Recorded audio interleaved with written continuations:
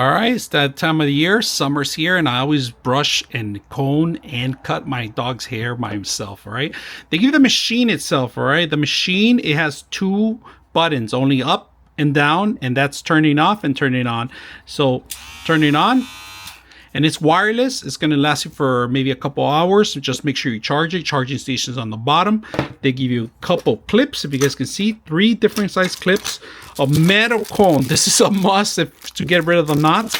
A charging station. Some very sharp scissors. I like these. These are my favorite. Just to cut any kind of dog. If you have any knots or anything that you need to cut, this is perfect. Right now, we are going to shave our dog on the belly. Just make sure that we're shaving them completely. Adding the clip, I'm trying to do it with one hand. If you guys can see it, just put it in there.